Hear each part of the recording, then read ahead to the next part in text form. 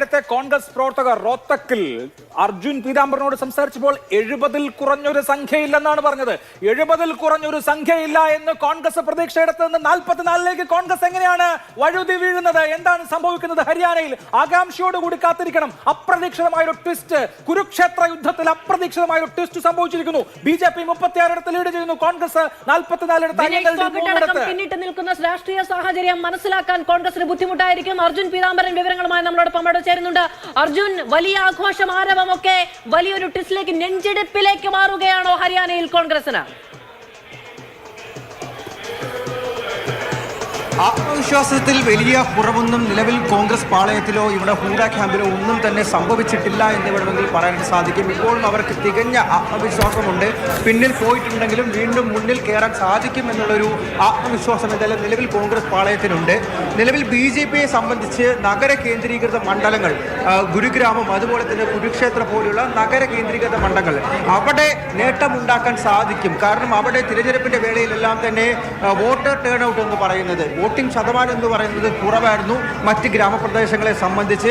അവിടെ ഒരു മേൽക്കൈ നേടാൻ സാധിക്കുമെന്ന് BJPക്ക് നേരത്തെ ഒരു പ്രതീക്ഷയുണ്ടായിരുന്നു. ഗ്രാമപ്രദേശങ്ങളിലോട്ടായിരുന്നു കാര്യമായിട്ടും കോൺഗ്രസ് ഉറ്റുനോക്കിയിരുന്നത്, അവരുടെ പ്രതീക്ഷയുണ്ടായിരുന്നത്. ആ പ്രതീക്ഷകൾ തന്നെയാണ് BJP ഇപ്പോൾ വീണ്ടും സംരക്ഷിക്കുന്നത് എന്ന് പറയാനായിട്ട് സാധിക്കും. കാരണം നഗര കേന്ദ്രീകൃത മേഖലകളിൽ വീണ്ടും ഒരു ഫൈറ്റിന്, ഒരു ഇഞ്ചോടിഞ്ച് ഫൈറ്റിന് തിരിച്ചെത്താൻ വേണ്ടി BJP ചില മാധ്യമങ്ങൾ 41, 42 എന്ന സംഖ്യ കൂടി കൊടുക്കുന്നുണ്ട്. വളരെ ക്ലോസ് ആണ്, വളരെ ക്ലോസ് ആണ്. ഹരിയാനയിൽ എന്തും സംഭവിക്കാം. ഹരിയാനയിലെ ഒരു അപ്രതീക്ഷിത ട്വിസ്റ്റ്. ഹരിയാന BJP ഭരണം നിലനിർത്തുകയാണെങ്കിൽ അത് അത്ഭുതാവഹമായിരിക്കും. കാരണം ജാട്ട് വോട്ടുകൾ മുഴുവനായി കോൺഗ്രസിലേക്ക് കേന്ദ്രീകരിക്കുന്നു, ദലിത് വോട്ടുകൾ BJPയിൽ നിന്ന് ഷിഫ്റ്റ് ചെയ്യുന്നു. അതായത് ഹരിയാനയുടെ സോഷ്യൽ ഫാബ്രിക്കിനെ ആകെ തന്നെ കോൺഗ്രസിന് ഒപ്പം നിർത്താൻ കഴിയുന്ന ഒരു രാഷ്ട്രീയ പരീക്ഷണത്തിനൊടുവിൽ അവിടെ BJP അതിജീവിക്കുകയാണെങ്കിൽ അത് രാഷ്ട്രീയത്തിലെ അത്ഭുതകരമായ ഒരു കഥയായിരിക്കുമെന്ന് പറയാം. മുഴുവൻ സീറ്റുകളും BJP സ്വന്തം പോക്കറ്റിലേക്ക് എഴുതി ചേർക്കുകയാണ്. 42, 41 എന്ന് പറയുന്ന തൊട്ടില്ല എന്ന നിലയ്ക്ക് മുന്നേറുകയാണ്. കോൺഗ്രസും BJPയും തമ്മിലുള്ള സ്ട്രൈറ്റ് ഫൈറ്റ് ഹരിയാനയിൽ മുന്നിട്ട് പോവുകയാണ്. എത്രത്തോളം രാഷ്ട്രീയ ആകാംക്ഷ നിലനിൽക്കുന്ന സാഹചര്യമാണ്. ഒരു തെരഞ്ഞെടുപ്പിലെ മുഴുവൻ വൈബും, ഒരു തെരഞ്ഞെടുപ്പിലെ മുഴുവൻ ആശങ്കകളും ആകാംക്ഷകളും നിറഞ്ഞു നിൽക്കുന്ന സമയം 42, 41 ഹരിയാനയിൽ BJPയും കോൺഗ്രസും. 42, 41 എന്നുള്ളത് നമ്മൾ ഒട്ടും പ്രതീക്ഷിക്കാത്ത വളരെ അപ്രതീക്ഷിതമായ ഒരു സാഹചര്യമാണ് ഹരിയാനയിൽ. കാരണം BJP മുന്നിൽ 42 സീറ്റുകളിൽ കോൺഗ്രസ്, BJP 43 സീറ്റുകളിൽ. ഹരിയാനയിൽ ആദ്യ ലീഡ് എടുത്ത BJP ഇതിങ്ങനെ മുന്നോട്ട് പോകുമോ എന്നുള്ളതാണ് ഈ വരുന്ന നിമിഷങ്ങളിൽ ചോദിക്കാനുള്ള ചോദ്യം. ഹരിയാനയിൽ ഗോദകളിൽ നടക്കുന്ന പോരാട്ടത്തിൽ ആദ്യ പോയിന്റ് എടുക്കുകയാണ് BJP. ഇന്ന് രാവിലെ മുതൽ തുടങ്ങിയ ഒരു ഫലസൂചനകളിലും BJP മുന്നിലുണ്ടായിരുന്നില്ല. ഇപ്പോൾ 42, 43. അതായത് എല്ലാ എക്സിറ്റ് പോളുകളും തെറ്റുകയാണോ?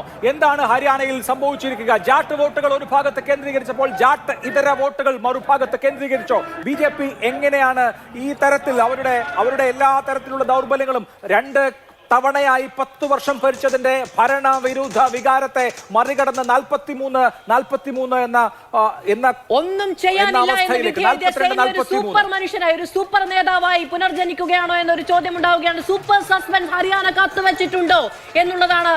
ഈ 10 മണിയോടടുക്കുന്ന സമയത്ത് ഫലസൂചനകൾ പുറത്തു വന്നു തുടങ്ങി. 1.25 മണിക്കൂർ പിന്നിട്ട് നിന്ന BJP മുന്നോട്ട് കുതിക്കാൻ തുടങ്ങുകയാണോ എന്നുള്ള ചോദ്യമാണ്.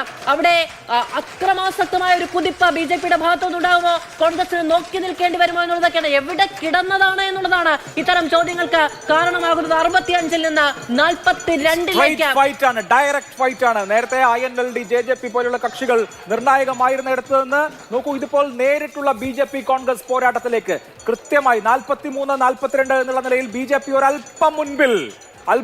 പക്ഷേ മറ്റ് ചില കണക്കുകൾ വരുമ്പോൾ ഇത് ഒരു ഇഞ്ചോട് 43 എന്ന ഫിഗർ ചില മാധ്യമങ്ങളിൽ തെളിയുന്നുണ്ട്. ഞാൻ മുഴുവൻ ദേശീയ മാധ്യമങ്ങളും ന്യൂസ് ഏജൻസികളും എന്റെ മുമ്പിൽ തുറന്നു വെച്ചിട്ടുണ്ട്. അപ്രതീക്ഷിതമായ ട്വിസ്റ്റ് സംഭവിക്കുന്നു.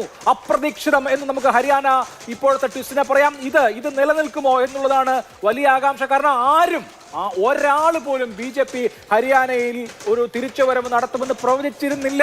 ആരും കരുതിയിട്ടില്ല. BJP പോലും കരുതിയിട്ടില്ല. ഒരു മുദ്രാവാക്യവും ഒപ്പം നിന്നില്ല എന്നുള്ളത് 43 ഒരു തിരഞ്ഞെടുപ്പിന്റെ സൂചനകൾ വരുന്ന സമയത്ത് ഇത്രമേൽ മാജിക്കൽ ആയിട്ടുള്ള ഒരു നിമിഷം വേറെയില്ല.